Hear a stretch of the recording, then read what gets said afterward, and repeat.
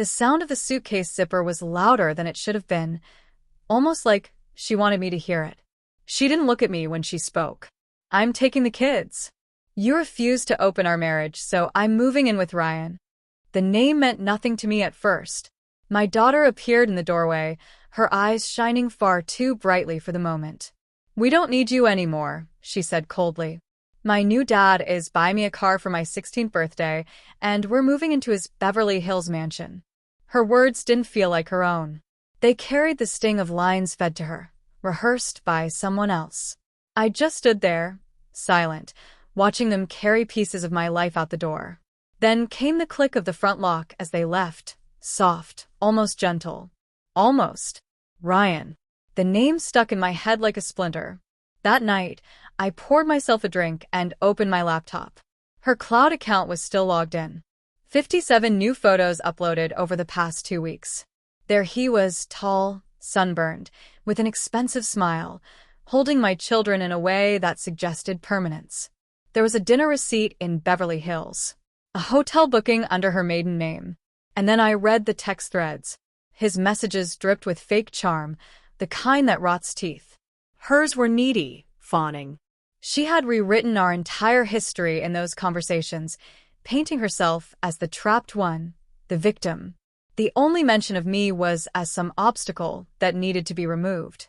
And then I reached the part where she told him, "He's too moral for an open marriage. He doesn't know what he's missing." I closed the laptop. The real betrayal wasn't the affair. It was how she had convinced my daughter to see me as useless, as dead weight. I didn't rage. I didn't call. Instead, I started gathering evidence. First, the bank statements. Quietly. She had been moving small amounts of money for 3 months, always on Fridays. Next, the phone records. Ryan's number had been there for over a year. Then I dug deeper. Public property records. Ryan's Beverly Hills mansion was already in foreclosure proceedings. That one made me smile. I called in a favor from a friend at a private lab. I swabbed my daughter's toothbrush, sealed it in a sterile bag. I did the same with my son's. 2 weeks later, the email arrived. Probability of paternity, 0%. For both children. It didn't hit like a stab wound. It was more like frostbite, slow, creeping numbness that spreads until you can't feel anything at all.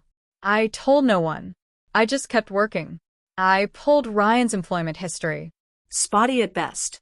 Fired twice for ethical violations. No steady income for the past 2 years. Meanwhile, I let her believe she had won. I answered her rare texts with short, polite replies. I showed no hint of what I knew. I wanted her to feel safe. Because safety makes the fall sharper. The opportunity came sooner than I expected. One evening she called, breathless, a little frantic. "Can you meet us? The kids want to see you." We met at a cafe halfway between our places.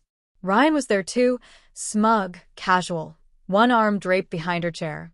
I placed a manila envelope on the table. "I brought something for you." She opened it. First, the bank statements. Then the foreclosure notice. Finally, the DNA results. 2 sheets of paper, printed in cold, unfeeling words. Her face drained of color. She looked at me like I had struck her. Ryan leaned forward. "What is this?" I met his eyes, calm. "Proof that you're both liars, and that everything you've built is standing on sand." Neither of them spoke. She kept glancing at the DNA report as though the letters might magically rearrange into a different truth. I leaned back. "You've been selling my role in this family to him, convincing my daughter I'm irrelevant. But here's the thing, legally, I'm not their father. Which means..." I let the silence stretch, heavy. "You'll be handling custody and child support on your own. I have no obligation. And given Ryan's financial reality, I hope you enjoy the mansion while it lasts." The smugness cracked. Ryan's eyes darted to her, not me. What the hell is he talking about? I slid a Zillow printout across the table. Ryan's mansion, marked with a bright red foreclosure banner. Her breathing went ragged. Ryan stood abruptly, muttering something about a phone call, and walked out. I finished my coffee slowly. She sat there, staring at me with wet eyes, but no words came. I stood. You wanted freedom. This is it. And I walked away. 2 weeks later, the house she had moved into was listed for sale. Ryan's number was disconnected. Through a mutual friend, I heard she was renting a small apartment on the edge of town. My daughter hadn't posted about her new dad in days. I felt nothing. No triumph. No grief. Just silence. The thing about betrayal is that it doesn't just break you, it rewrites you. You stop seeing people for who they pretend to be, and you start seeing them for what they'll do when they think no one's watching. I don't miss her. I don't even miss the children who were never mine. She took everything she thought would ruin me. Instead, she freed me. And that's the thing about freedom. You only recognize it when the door finally closes behind you.